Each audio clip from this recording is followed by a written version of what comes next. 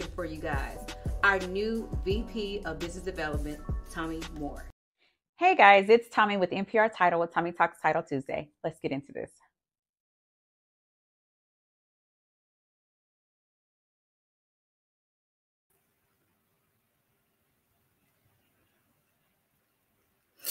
Hey guys, we're back for another episode. Woo! Okay. Happy Tuesday. Happy New Week. It's almost the end of Women's History Month, and we have had an amazing month. Over the weekend, I had the opportunity of networking and communicating with so many different women that are in the real estate industry, and I was just inspired to, I don't know, just continue to just be transparent, especially when we're talking about real estate. So this particular podcast is going to be very near and dear to my heart because we're going to title this Hometown SHEros. That's right, SHEros.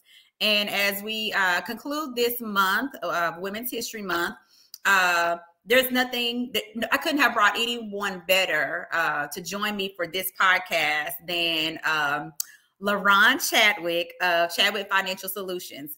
LaRon is doing amazing things in her career. Like we were just talking before the recording began about, like, wish we could have done this, a lot sooner. But, it's all in God's timing. It's all in God's timing, because I don't even know if she and I would have been able to have this conversation 20 years ago. We were in different places. But without further ado, I'm going to bring LaRon to the stream, and we're just going to have a great conversation. Hey, LaRon. Hey. How you doing this morning? Well, it is morning. It is. How you doing this morning? I'm doing good. Thank you so much for having me on this morning. Yes, it's an absolute pleasure, girl. I've been watching you. I posted on LinkedIn this morning a picture that I took with a guy that I follow on LinkedIn, and he's just well connected. He's all over the place. But so are you. You're well connected. You all over the place. I mean, a serial entrepreneur doing things. So I want you to, for the folks who don't know you, because I know some Longview folks gonna watch it. They're gonna be like, okay, I know them. What they talking about? But for the people who don't know you, can you just introduce yourself? Obviously, your name, where you're from, and then tell us the name of all of your businesses and what you do. All righty. Again, thank you so much for having me on your platform. I am LaRon Chadwick. I am the owner of Chadwick Financial Solutions. And at Chadwick Financial Solutions, we understand that everyone needs a solution to their credit problems. And that's where we come in. We help you every step of the way. We help you with a game plan, and we do all the work. And we educate you on how to keep your credit score, because it's just like, I like to use the analogy, it's like weight loss. We all say in our minds, okay, hey, and I say it every single day, that I'm going to start eating healthy. Okay. If I run into you and you like, girl, let's go do brunch, and I'm gonna order chicken and waffles with extra butter, extra syrup, and I'm gonna say, okay, I'm gonna start the healthy diet tomorrow. Well, it's the same with credit. We get excited. We say, okay, yes, I'm gonna start this new financial journey, and then you go in Old Navy, and then they ask you if you want to save 15% today by applying for this credit card, and we apply for the credit card, and that can hurt your credit score. Right. So it's all a mindset thing, but that's where we come in to help you every step of the way. We do personal and business credit. Mm-hmm. I am also a licensed life insurance agent. Okay, wait a minute. We're adding to the list that I didn't know. Okay, life insurance. Okay, yeah. Credit insurance, real estate. Yes. Okay. Yes, because you have to have your financial house in order.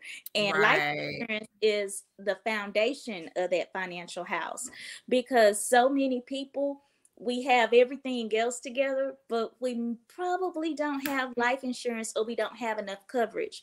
Okay. And I wrote that down. We're gonna have to talk about that, especially since we both from the same town, right? So don't talk anymore about life insurance. We're gonna have to really talk about that. That is a very important topic. Yes, it is. And then I also I'm a licensed real estate agent with State Realty. And so my goal is to help you from credit to close, because when it comes to building generational wealth, we don't want to just talk about it, we want to be about it.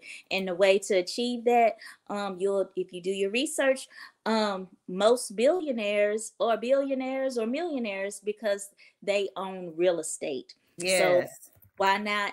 You can have real estate too. It's not as hard as you think, but you got to start somewhere. Now, a lot of people want to start out with purchasing their dream home. No, you don't have to start with your dream home. Just start with a starter home. That's why it's called a starter home. You got to take baby steps and work your way up. And then that way you'll be better equipped to maintain when you get to the big dream home or the home of your dreams, because you understand how the whole process works and what you need to do. All right. Well, that's a great introduction, because baby, we're talking the business, right? All right. So again, I said we're gonna be, casual. At least I'll be, you can, maintain professionalism, but we're both from Longview. I grew up on the south side of Longview, south of Highway 80. But, as a child, before my father passed away, we lived north of 80. And through my childhood, I experienced, I had, I had a foot on both sides of the tracks. So I experienced having things, and I experienced, having to go get clothes from Goodwill. And in that, like, I was bullied, and, I was teased a lot because of the resources that we didn't have. But when I lived with my auntie, like, there wasn't anything that I wanted, or lacked for. But one thing that was not taught was definitely credit and home ownership. Now, I know that they always had things, and, we always had a place to stay. And even my mother, like, we were homeless when I was in the second grade, but we lived in Arizona, but moving back to Longview, we always had a place to stay. We always had a roof over our heads, but they didn't own their homes. Now, my grandparents on both sides, my great grandparents, a lot of my great aunts and their children, all of them own homes, but it was never taught in my home. And I know that tends to be something that's repeated, generation after generation. And all it takes is one generation to mess up what your ancestors had started. So tell me, like, something, or at least some advice that you would give, like, let's say younger you, because we were talking about, like, if what if we could have did what we're doing now back then? What would you have told yourself back then? So this is some advice for the younger LaRon, graduated from Longview High School. Like, what do you need to do? I know me not apply for all of those credit cards. Now, for younger me, believe it or not, I was always, I guess you could say, financially savvy. Now, I may not have made good life choices, but as far as my personal life, but I was always financially savvy because my grandmother, and I look at it now, she gave me financial education, but it wasn't your regular financial education. Okay. And by that is, she always told me, she always said, girl, pay your bills first. Yes. It doesn't matter how much you make, pay your bills first, and whatever you have left over, then that's what you can use to play with. And she said, after you get paid, if you don't have no money left and all you can do is eat bread and drink water, that's what you do. And so, I mean, that was just like my mantra, because that's all she ever said to me, and she said, if you paid your bills, them people will give you whatever you want. And so I always lived by that. I always made sure that I paid my bills first. Now, one thing that I would tell my younger self is to make sure that you surround yourself with people who are doing better than you. Yes, Don't absolutely. The big fish in the small pond, because when you think that you're the big fish and that you have it all together and everybody else is not quite doing what you're doing, then you become stagnant and you don't excel to your full potential, because you already think you've made it when you really haven't. And so if you surround yourself with people who are doing way better than you learn a whole lot of things that you would not have learned. So that is absolutely one that I would tell my younger self. That's good. Explore, surround yourself with people who are doing so much more, so that the conversations are totally different, and so that you can soar to your highest potential. And that's really, really good. I know my auntie used to like always say, like when I was younger, like it saved you at least $20, you know, but you know, obviously it should have been a greater amount. And although that may have just been an example of like, you know, just don't be broke, you know, don't spend your last dollar. But it wasn't taught on a larger scale though, you know, yes, pay your bills. Cause my auntie, you know, has, you know, still has stellar credit, you know, into her 60s. And, but that's something that, you know, but I also have my mother to look at where she spends the money. You know, I remember her, you know, waiting on a check, and she had already spent the money before it was, you know, before she received it. And I would be like, and of course, some of those habits went into my lifestyle as well. I remember when I was going to U of H back in, you know, the early 90s, the late 90s rather. And I was waiting on an income tax refund. And I had literally planned what I was going to do with the refund, and I didn't get it. I didn't get it. And so obviously that, you know, but luckily I had a job, you know, it wasn't something that I was depending on, but it was because of like not having a great relationship with the money. I'm starting to spend the money before I even get it.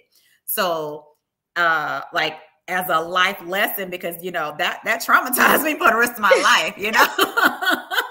I don't get paid until the money is in my account. Like other than that, I don't ever trust it. But it's funny that you should say that. You hit something. It reminded me of younger self. Yeah, I did pay my bills on time, but I should have been investing. And I was like I probably shouldn't even be saying this, but I'm saying it anyway. I was like the financial guru when it came to financial aid. I basically made sure, like, I loved income tax season because I had my little tribe. So I loved, and when I say my little tribe, my kids.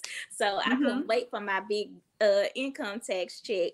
But it was income tax season for me, like year round, because I learned when I was going to school that it was more than just the Pell Grant.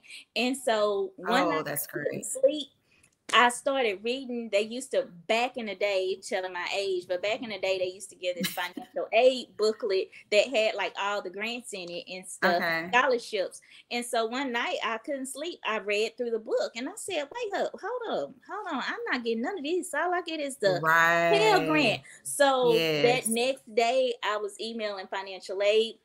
And I was like, where's my Texas grant? Where's the SEOG? Come on now. Come on now. Yeah. So after that, it started being income tax season for me 3 times a year. I love it. Fall and in the summer. And so I love it. It's massive checks from all of these grants and scholarships. But if I would tell my younger me something different, it would be, girl, you could have bought properties. Yes. I was living rich. What I was doing is just living good rich, because I'm like, oh, here come my check. Now I don't have to work. I can quit my job. Right. Yeah. I was just telling somebody that last it was maybe last month. And I was like, well, March is like, the prime March, April, the prime time for income tax. Yeah. And so this person was just talking about how they were short staffed. And I was like, well, prepare to be short staffed for the next few months because people are going to start quitting their jobs. So the fact that you said that, yeah, that was me. But we have to definitely we got to do better. We got to do better. Yes. I can totally relate to that, LaRon. I mean, although I've been working since I was 18 years old. My mama found me a job at Pizza Hut 2 days after graduation. I was blessed in the sense of not having to work through high school because my dad had passed away when I was 10, and so I drew a Social Security check. And so I had money as a kid. I even bought my own first car. Now, granted, it was a 86 Chevy Nova, and I bought it from my uncle, and I paid $100 car note for an entire year. But it taught me responsibility when it came to, paying a car note. Like nothing is going to be given to you. And so here it is all of these years later, that's one thing that I do. I place a priority on things that I know I have to pay for. And then having kids, you learned you got 4 kids, so you've seen it and you know how they eat and, they're growing out of stuff. And so it's even having to better manage my funds with an extra person and then looking for other sources of income. And like you said, had we made better decisions while we were younger, I mean, we could have made some investments. And speaking of investments, like, Longview, the South is still struggling to grow. South Longview is still struggling to grow. I know we recently, have the Starbucks on I-20, but whenever I used to come home, I would go to Starbucks on the Loop just so I can work when I was working remotely, right? But with all of the land that, that's available in the for sale signs or homes that are sitting, that are almost condemned, those are opportunities for, us to build up our communities. So with you being in real estate and, you're the financial guru, because it started a long time ago. I'm just in there like, yeah, this was ordained on your life from your grandmother. So you're walking in your purpose. But what advice could you give to folks right now? I mean, because especially since you're in real estate, I mean, like what's available. And instead of us, buying a new car every March, using those resources to, whether it's, buying property that's, delinquent on their taxes, what type of advice could you give to folks, especially in South Longview, on how they need to better invest their time and resources? Well, one of the first things I would say is invest in their credit. And the reason I say that is, and not just because I do credit, it's because that if you have your credit together, you'll pay less for basically everything. Okay. And so when you comes to, and just think about it, when it comes to your utilities, when you, when you have to turn on lights, water, gas, all those things, they run your credit. And if your credit isn't good, that determines what type of deposit that you have. Right. If you have good credit, you don't have to pay a deposit. Right. When you think about everything that happens in life, they run your credit. Even your car and your homeowner's insurance, your rate is also based on your credit. They don't tell you that, but that too, you may be paying higher or lower because of your credit. Everything you do is based on credit. Your current car, if you're paying a car note, if you have bad credit, then you're going to pay a whole lot higher for a car than the next person who has a good credit score. So I'm saying all that to say, if you have your credit together, you're going to save in so many other ways. You won't have to go to the payday loans to try to make ends meet, because you're constantly in a rat race. And that's because your financial house isn't where it needs to be. So first of all, start by getting your credit together. If you can't afford to hire someone to fix your credit, then the best thing that you can do for yourself is create a budget. So you'll know exactly how much money you have, because most people don't know how much money they have coming out when they everybody just swipes their debit card. And Right, right. or certain things may just come out auto draft, and then you're wondering like, well, how am I broke? Or why am I getting all these insufficient funds fees? Well, it's because you're spending way too much money than what you have. And Right. first step is write out a budget and figure out what you have. It's not to restrict you on enjoying life, but it's just for you to have that blueprint on exactly where you stand. Once you have that budget, then you can figure out, okay, do I need to cut out the direct TV? Because Girl, direct TV babe, those auto dress will come out. You'll be like, what is this? Yes. I don't even watch Disney Plus. Who's Right. watching this? Yes. So you may need to cut out direct TV or dish, or you may just need to downgrade your package. Like you said, you're not even most of us aren't even at home, especially if you have kids, because after work, you're just going from place to place to place, doing this and that, and you're not even watching TV.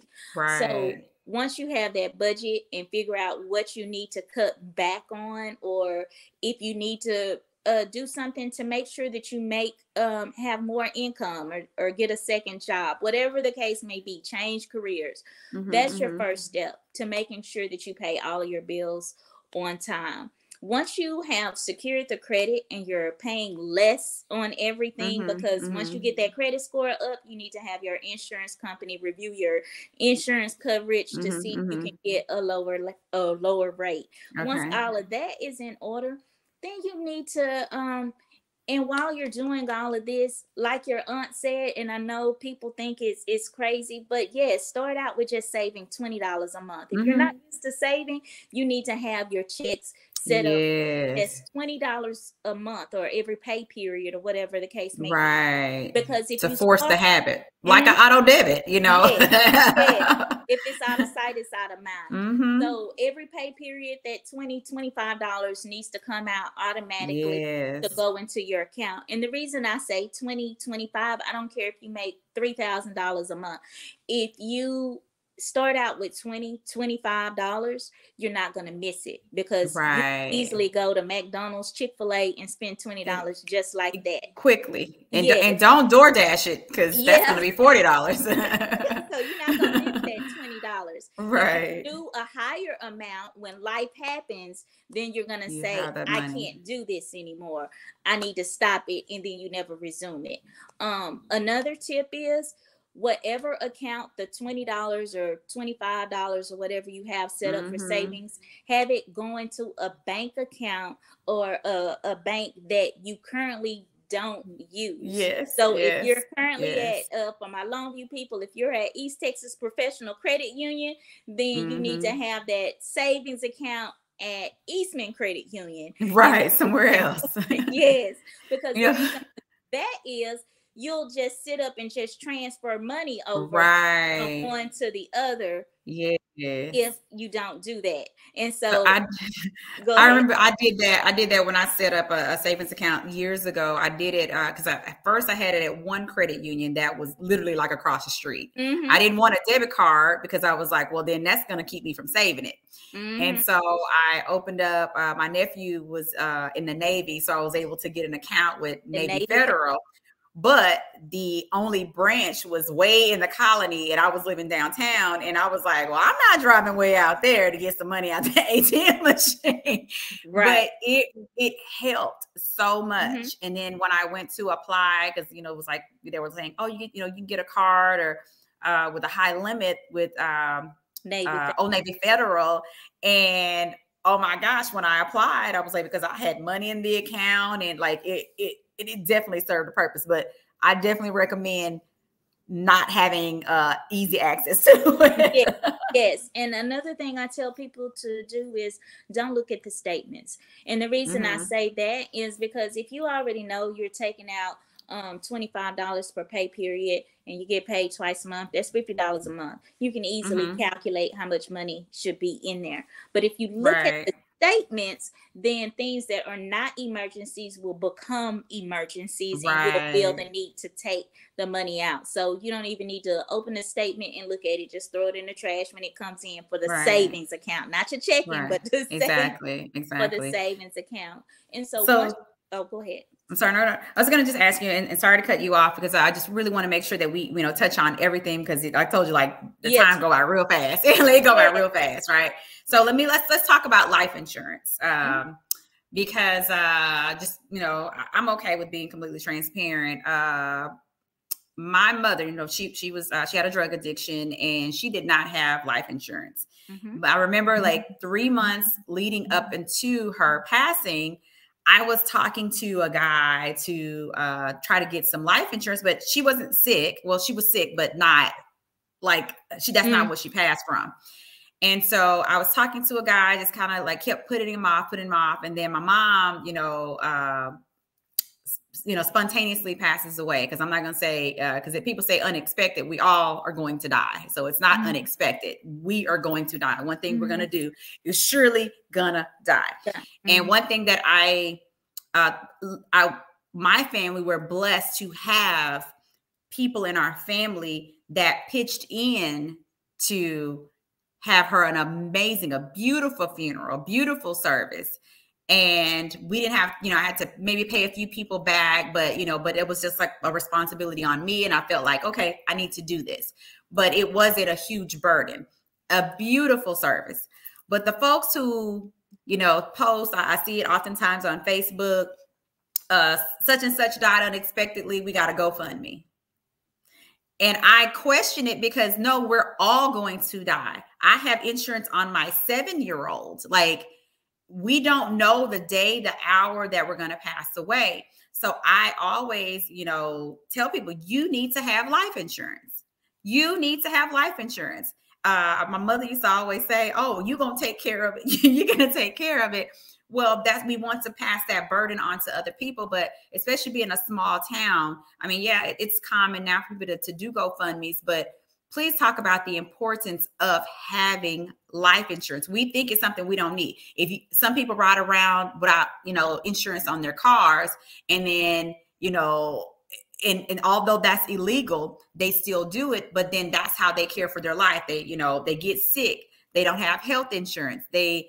Insurance is important. So can you please just talk about, how important it is, especially since you're an insurance agent as well. Yeah. Yeah. So because that's financial. That's finance. Yeah. So life insurance is very important, because like you said, when the time comes, it's not an if, but when the time comes, you need to have that. And unfortunately, our culture, we have gotten away from that, because back in the day, Big Mama had insurance policies on everybody in the family. Right. And the insurance man would come to the house and pick up the insurance payment, etc. Yes. But so many people, and you hear people saying all the time that insurance is a scam, yada, yada, yada. Well, we have insurance on our cell phones, insurance on everything. Yes. So why not have insurance on your life? If you buy a ticket, a concert ticket, they offer you insurance just in case something happened. And then they said, we highly recommend you do it. Yes. And so, and especially to all of my single mothers out there, you should definitely have insurance. Not insurance just on your job, because your job you could lose your job at any time. Yes. I don't care if you've been on your job for 30 years, you definitely need to have an outside policy, because most jobs do not allow you to take the policies with you. And when you retire and you're, 65 years old, and you have high blood pressure, diabetes, and overweight, insurance is going to be almost impossible, because one, you're at the end of your life expectancy, unfortunately, and two, you have all these issues, so now they're looking at you as you're high risk. I don't think we want to cover you. So why not get, even if it's just, and to all my single mothers, even if it's, and fathers, even if it's just a term policy, until you can afford a permanent policy, right? Do a term policy, because if something happens to you today, we don't know the day, the time, the hour. You need to have that policy, so that if something does happen to you, your kids will be taken care of. And that's what's key, right? That your kids can be taken care of, that your family can help with your affairs. There are a lot of different things that we need to implement and put in place so your affairs can be in order. We at the event that I spoke at on Friday, it was entitled Deeds, Deals, and Heals. And we were talking about, what if, you pass away without a will, and, like a lot of different questions came up. And my partner and the owner of NPR Title, Jerry London, she's an attorney, and she was, like talking on those points, like of the importance of having your affairs in order. And we tend to think that, we're going to live to forever. And no, my paternal grandmother lived to be 92 years old. And, I don't know if they had a policy on her or not, but, the fact that she lived to 92, if there was not insurance on her, then, or she didn't have a policy, then why not? Obviously you get, like you said, you get past a certain age and you try to add it, then now it's going to be more expensive. Yes, she had Medicare and all of that, but having that life insurance and, oftentimes creates generational wealth as well, because some people, take those funds from those policies and then, just be smart about it and invest it, so. Yeah, and the thing with life insurance, it's just one of those things that we don't want to talk about, but you need it because you never know when that is going to happen. And then you don't want the stress of how am I going to get my loved one buried on top of already grieving, and then you're trying to figure things out because you don't have the money to do what needs to be done. And I mean, it's not just you need to get it early to make sure that your rates are low. You don't want to wait till you get older, and then you may not you can become uninsurable. Like absolutely, if you have diabetes and high blood pressure and stuff. Not to say that automatically X's you out, but depending on the medications that you're taking and other issues, you may not be insurable at all. So it's best to get it while you're younger. Don't look at it as I don't need it now. Everybody needs it. If you can only do the insurance that's on your job, then do that until you can do better. But we can all, throw out $20 a month on some type of policy. Oh yeah, absolutely. Oh, the LaRon, like you got it covered. like you are really, credit to close. You got all of the financial advice. I mean, I wish we like now, like, man, how come I wasn't hanging out with her when I was growing up? Because I would have made better financial choices. I mean, I'm oftentimes, in which I've gotten to an age, a point where, I even teach my son a car is a car, it gets you from point A to point B. But when I moved to Dallas, because I lived in Houston, but I moving to Dallas, and whoever's watching this and you're from Dallas, I'm sorry, but this is like one of the most pretentious cities I've ever lived in. And one of the things that when I moved here, that people want to know where you live, what area of town you live in, what kind of car do you drive, not necessarily where you work and what you do, if you can afford those things, but they base it on the material things, your zip code. And so now that I've gotten older, I really don't care about the car, I remember having, I had a car wreck downtown Dallas. I was driving an E350 coupe and my office was down the street. No, I'm sorry. I wasn't driving that yet. I was driving an Acura that I was leasing.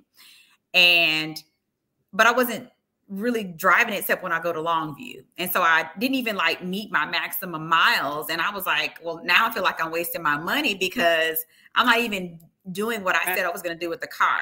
And so I remember praying and praying and praying, like, Lord, help me get out of this car. How do I do this? Because it's a lease. I can't just go trade it in now. I just have to keep it. And so, and I actually told this story on Friday, and a guy I was dating, his car was actually in the shop and he was renting cars. I was like, no, don't rent a car. My car sits in the garage, all day long. Just drive my car. So he was driving me to work and someone ran the red light and my Acura was totaled. Thank God we had not a scratch, but the prayers had been answered about getting out of that lease. But with me being released from the lease, what did I do? I went and got another car. I was telling the ladies on Friday that I went to Mercedes, and that's where I got the E350 coupe. And when I went to the Park Place dealership, my credit and my finances were so good. They were like, "Well, what do you want, Miss Moore? What do you want?" And instead of buying a home, or, it's obvious the influence that I had, obviously, right? Instead of saying, you know what, don't do that. If your credit is this good, you really don't need a car. You live up the street from your office. Why don't you find yourself a condo in the area and continue to do the same thing? So what you were just talking about, your sphere of influence is very important. Like, the gems that you have dropped just on this, and I told you, it goes by real fast. The gems that you've dropped right here, it serves for a bigger conversation. I know you're involved in organizations as the president in Houston, but I would love to see that organization, if there aren't already, if you can just talk a little bit about that. So, we can maybe even partner to have events, whether it's in East Texas, in Dallas, to talk about the importance of the financial education. Okay. Yes, we definitely do need to get together to talk about finances, especially in our community, because it's very important. I would love to come out to Dallas and talk more about finances. Black Women Invest is the chapter that I'm president of in Houston. Unfortunately, they don't have a chapter in Dallas yet. Okay. But hopefully they will have a chapter president there real soon. Okay. Definitely keep you posted on that. But I just want to, because I know time is wrapping up, but I just want to say, for our children, we need to make sure that they understand the value of $1 and how finances work. Right. Too many times, I was just talking to a group of high school kids, and most of them didn't even understand how much rent is these days. And so they thought rent was like $500. So back in 1900 and so we need to be talking to our kids, especially our high school juniors, our high school kids, our middle school kids, and, even just playing games. Like, you can even play, Monopoly with your son to teach the value of money. They need to understand, what it takes, and understand when they go into certain careers, how much that they will actually make, and whether or not it will sustain the lifestyle that they plan on having. Because everybody looks at TikTok and they think that, you just make a few videos and you're a billionaire. No, not at all. That's not how it works. Winston actually has his first fundraiser, and which I had scars, from fundraising as a kid, because my upbringing. But it's his first fundraiser, and I told him, I said, this is your first business, and we made a little video on Instagram, and I said, you have to create your sales pitch, and my godmother is a CFO. So she actually made him, an inventory sheet for him to write down his inventory, how much it costs, how much is cash in. And, he had to, check his inventory once he goes around. And so he thought he was around and sell it. So now he's discouraged because he's like, this is a lot of work. I thought I was just going to have people buying candy bars. I was like, no, that's not how it works. And you're responsible for selling someone else's candy. This is not even your candy. Yes, you got the sales pitch, you're cute, but it's a lot that goes into, you're selling this candy, because you have to account for every candy bar that's not there when they say, hey, now the funds are due. So yes, so even the fundraisers, that's an opportunity. We can't do it for our kids. one thing that, yes, I know, parents, we bring the form to school with that little booklet. I mean, bring it to work with the booklet, and it's the parents that are doing it, but it's not teaching our children how to, number one, be a salesperson. Number two, collect funds and manage it. And, everything that I do, nurture clients, like it's a whole process. That's how we build up our confidence. Winston has math flashcards, like everything is math, in this household, because that's not what we talked about in mine. I remember third grade, I wanted to be in the multiplication club at, I guess that was Jody McClure. I think at Jody McClure. And I didn't know math, and I didn't have anybody to help me. And a neighbor next door, she was a former educator, and she was like, Tamika, I can help you with that. And she created me flashcards. I got in the multiplication club, and that made me feel so confident. And so just little things like that will help our kids to build their confidence, and it will set them up for an amazing future. Mm-hmm. And it starts just right there. I mean, the fact that you said they didn't even know how much rent is. I told my son, I was like, hey, listen here, cut that light off. Let me show you how much that bill is. We just tell kids that, do this, do that. And, they may ask for certain things, and we're like, child, no, you can't get that right now. Mama got to pay the rent, or I got to pay my car note now, not right now. Right. 2 weeks. But we need to let them know, okay. Absolutely. Rent, mortgages, $2,500 a month. And it's not that we just want them all in our business, but they need to understand. They need to understand it. They need to understand it. Yeah. And then it also creates a level of appreciation, right? Mm-hmm. Because now my son is quick to, like, if he doesn't finish orange juice, he'll put the top back on it, because I buy the individuals, and he puts the top back on it and put it back in the refrigerator, because like, you better not pour that out. Not that, I mean, I like fresh squeezed juice, but I'm like, hey, homeboy, don't do that. Like, no, put the top back on that, because things are expensive. And then, like, even teaching about inflation and, all of those things, because because he asked me, he was like, Mama, how much do you pay for us to live here? And I told him. He was like, wait, what? I thought it was only this, like, no, baby. And I was like, and then we've got the lights, then we've got, you wanted Disney Plus that you probably hadn't logged in around, 4 or 5 months, and, and on all these other things. So it's really good. So that's very, very, very good advice, LaRon. Very good advice.